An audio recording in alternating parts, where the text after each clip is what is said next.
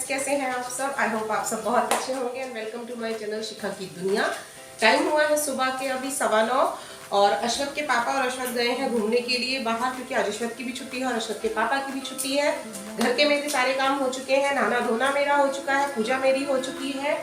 तो बस अब मैं लग रही हूँ नाश्ते की तैयारी में और आज मैं बना रही हूँ नाश्ते में पोहा। बहुत दिनों बाद मेरा काफी टाइम से मन था, पर होता है सुबह को ना अश्वत का स्कूल होता है तो बस खाना बन जाता है, उसके बाद फिर नाश्ते की ऑप्शन ही नहीं बचता। तो आज मैं बना रही हूँ पोहा और जब तक वो लोग आएंगे तब तक मैं पोहा और चाय बनाकर तैयार कर दूंगी, फिर वो भी नहा धोकर नाश्ता कर लेंगे। तो चलिए बना लेते हैं। तो चलिए फ्रेंड्स, बना लेते हैं यहाँ पर पोहा। और पोहा बनाने के लिए मैं सबसे पहले क्या करती हूँ, जो मैंने मूंगफली थी ना वो मैंने पहले ही फ्राई कर ली थी। मैं साथ के साथ ही ज़्यादातर मूंगफली फ्राई करती हूँ, तो बस मैंने यहाँ पर मूंगफली फ्राई करके रख ली थी अलग से।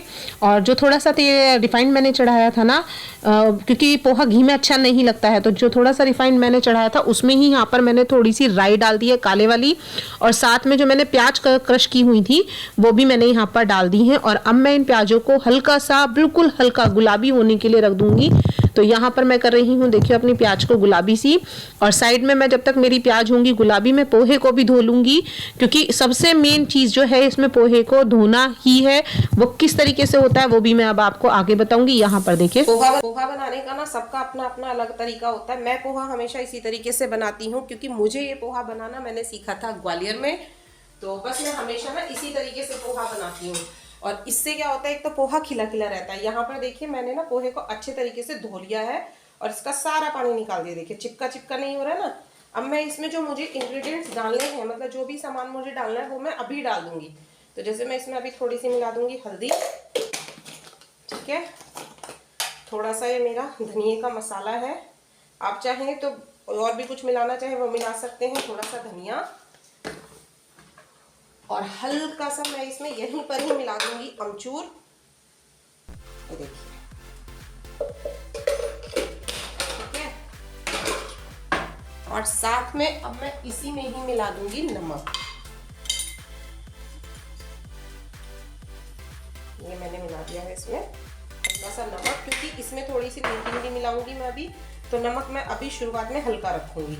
और मैं इसे देखिए ऐसे अच्छे से हाथों से मिक्स कर लूंगी। ये देखिए, देखिए कितना खिला खिला मेरा पोहा है अभी। इससे क्या होता है ना, पोहा मिक्स नहीं होता है। बहुत से लोग टमाटर भी डालते हैं, मैं टमाटर इसीलिए नहीं डालती हूँ, क्योंकि मुझे जब ये पोहा बनाना मैंने सीखा था तो उन्होंने बताया था कि टमाटर डालने से वो पानी छोड़ता है और उसके रेशे की वजह से ना पोहे का स्वाद बिगड़ जाता है। तो चलिए फटाक से डाल देते हैं इसे मसाले में। और यहाँ पर हो गई है मेरी प्याज भी गुलाबी, तो मैं इसमें धीरे धीरे करके इसे डाल दूंगी। तो चलिए फ्रेंड्स, यहाँ पर मैंने मिला दिया है पोहा भी, और मैं कर रही हूँ अपना बढ़िया सा नाश्ता तैयार। आज मैंने बहुत दिनों के बाद पोहा बनाया, तकरीबन शायद 2 से 3 महीने बाद मैंने आज घर में पोहा बनाया होगा। और यहाँ पर मैंने देखे सारे इंग्रेडिएंट्स मिला के ना पोहे को अच्छे से मिक्स कर लिया। अगर आप इस तरीके से पोहा बनाएंगे ना तो आप यहाँ कभी भी आपका पोहा चिपका चिपका नहीं बनेगा। अपनी अपनी पसंद होती है कि कोई किसी तरीके से खाना पसंद करता है और कोई किसी तरीके से। अश्वत के पापा को चिपका चिपका, और मुझे भी इस तरीके का पोहा पसंद नहीं। और वैसे भी ग्वालियर में ना जो पोहा मिलता था वो मुझे बहुत पसंद आया था, और ग्वालियर की स्पेशलिटी है कि सुबह का नाश्ता वहाँ पर पोहा और जलेबी का ही मिलता है। तो बस वहीं से मैंने ये पोहा बनाना सीखा था। आता तो पहले से भी था, लेकिन मेरे साथ भी वही इशू होता था कि मेरा पोहा ज़्यादातर चिपका चिपका बनता था। और उसका सबसे बड़ा एरर यही था कि मैं पोहे में अच्छे से ज़्यादा पानी लेती थी। एक तो उसे थोड़ी देर सोख कर भिगो कर रख देती थी उसमें, और सेकंड इशू कि मैं उसमें टमाटर ज़रूर डालती थी फ्लेवर के लिए। लेकिन उन्होंने मुझे बताया कि टमाटर ना डाला करें, सोख करने के लिए भी आप इसे अलग तरीके से सोख करें, जिसके तरीका मैं आपको कभी बाद में बताऊंगी, लेकिन मेरे ध्यान नहीं रहा उसे रिकॉर्ड करना, वरना मैं आपको उसे भी ज़रूर बताती। और यहाँ पर मेरे पास लाल मिर्च वैसे वाली नहीं थी पिसी हुई, तो मैंने जो चिली फ्लेक्स के पैकेट रखे हुए थे ना वही वाली हल्की सी लाल मिर्च डाल दी है, ताकि हल्की सी उसमें मिर्ची का स्वाद आ जाए। मूंगफली मैंने यहाँ पर मिक्स कर दी है। नमकीन मैं इसमें जब भी मिक्स करूंगी, नमकीन और थोड़ी सी मैंने इसमें प्याज अलग से बारीक काट कर रखी है, जो मैं जब भी मिक्स करूंगी जब अश्वत के पापा आ जाएंगे। और यहाँ पर ये देखिए मैंने थोड़ी सी कच्ची प्याज जो मैंने थोड़ी हल्की बारीक की है, बहुत हल्की, क्योंकि अश्वत के पापा को मैंने बताया ना ये कच्ची प्याज इस तरीके से पसंद है। मैं आपको अभी दिखाऊंगी आगे। और मैंने धनिया साफ करके रख लिया था, धोकर साफ कर मैंने सारा धनिया इस तरीके से रख लेती हूँ। हमेशा इसमें एक फायदा होता है कि जब भी हमें डालना हो तो फटाफट इसे चॉप करके डाल सकते हैं। हमने यहाँ पर इस धनिये को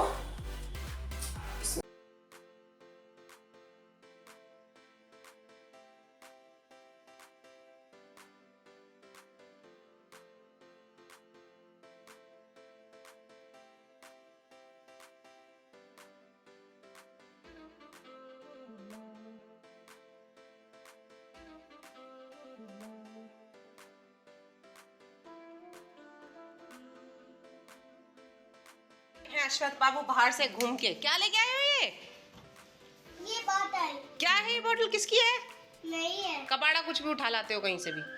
ये देखिए, यहाँ नाश्ता वगैरह मेरा तैयार है और इन दोनों की शक्ल देखिए छुट्टी का पूरा फायदा उठाते हुए, है ना? खेती करके आए हैं। हाँ, कैसी खेती करके आए हो? मम्मा क्या खा रहे आपने? देखिए फ्रेंड्स, ये क्या बता रहे, क्या किया?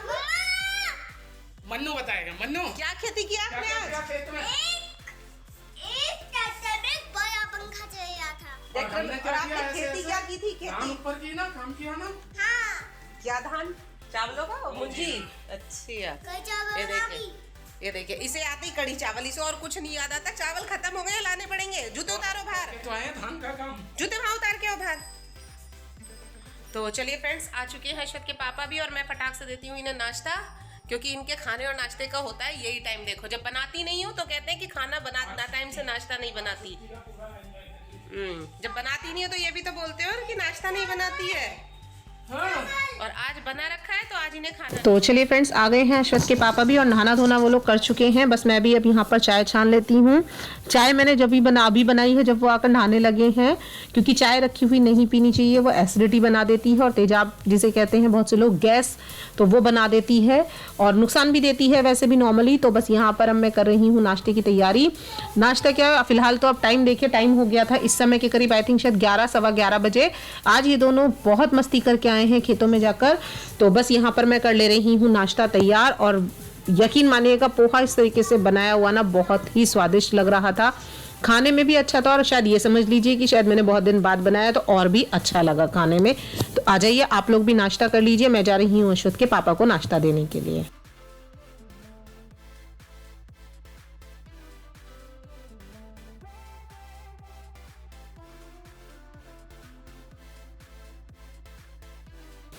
और खाना वाना खाने के बाद मैं आ गई हूँ फिर से किचन में, क्योंकि मुझे बनाना था काढ़ा, जो कि इस सीज़न में सबसे ज़्यादा मेरे घर में बनता है।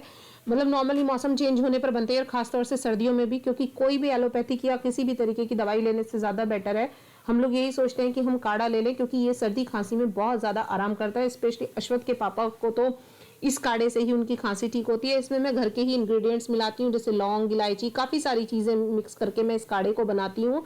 अगर आप लोगों को इस काढ़े की रेसिपी जाननी हो तो प्लीज़ कमेंट बॉक्स में मुझे ज़रूर लिखिए, क्योंकि बच्चों को भी ये काढ़ा दिया जा सकता है। इसमें कोई भी ऐसी चीज़ें नहीं होती जो बच्चों को नुकसान दे।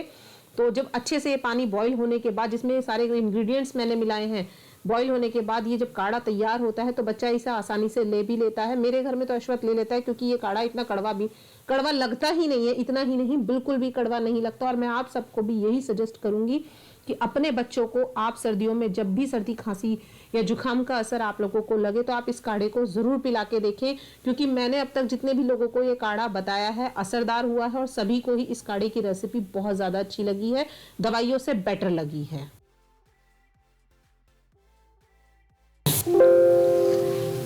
और यहाँ पर नाश्ता वाश्ता होने के बाद टाइम हो गया था तकरीबन 3 बजे का। अश्वथ भी सो गया था। मैंने आपको बताया ना कि ये बीच में एक नैप ज़रूर मैं इसे देती हूँ, आधा से पौना घंटे का। अदरवाइज़ ये फिर पूरे दिन ना चिड़चिड़ा सा रहता है, क्योंकि सुबह मॉर्निंग में जल्दी उठ जाता है। तो बस उसे उठाने के बाद मैं इसे दे रही थी दूध, और ये मुझे बहका रहा था कि मम्मा यहाँ पर ना एक पेंटिंग लगी हुई है, दिखाऊंगी मैं कभी आपको, जिस दिन अपने घर का फुल टूर दिखाऊंगी। तो बस उसे ये कह रहा था कि मम्मा ये गलत लगा दी है पापा ने, क्योंकि इसे दूध पिलाने के टाइम पे ना इतने नखरे होते हैं, पता नहीं आजकल बच्चों को क्या हो गया है, वो दूध पीना ही पसंद नहीं करते हैं। सेम यही हाल इसका है। फ्रेंड्स, टाइम हो चुका है शाम के और आज मैं बनाने जा रही हूँ एक बहुत ही स्पेशल तरीके का पुलाव, जो कि नॉर्मली बनाते सभी लोग हैं, लेकिन उसमें कुछ अगर हम अलग से इंग्रेडिएंट्स डाल दें तो वो बहुत ही ज़्यादा स्वादिष्ट हो जाते हैं। तो बस मैं भी कुछ इसी तरीके का पुलाव बनाने जा रही हूँ, और ऐसा ना हो मैं कुछ अच्छा बनाऊँ, और ऐसा हो नहीं सकता कि मैं आप लोगों के साथ उसे शेयर, मैंने अलग से एक लिंक शेयर कर दूँगी, अलग से ही ब्लॉग बनाऊँगी, सॉरी। तो बस अभी देखते हैं कैसा बना है ये। और अशोक के पापा टेस्ट करके बताएंगे कैसा बना है। सब प्लीज टेस्ट करके बताइए। यहाँ पर मैंने अशोक के पापा को कहा तो उन्होंने मुझे बताया कि यहाँ पर इसकी रेसिपी बहुत अच्छी बनी है, लेकिन मैं यहाँ पर वॉइस ओवर इसलिए कर रही हूँ क्योंकि पीछे इसकी पोएम इतनी तेज चल रही थी टीवी में कि मेरी आवाज़ उसमें दब गई।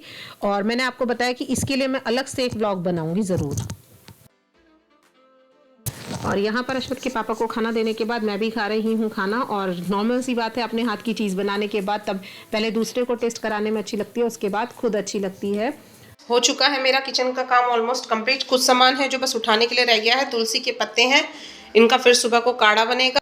करती हूँ इस ब्लॉग का एंड। अगर वीडियो पसंद आए तो प्लीज़ वीडियो को लाइक कीजिएगा, चैनल को सब्सक्राइब ज़रूर कीजिएगा और अगर कोई क्वेरी हो तो प्लीज़ कमेंट बॉक्स में ज़रूर डालिएगा।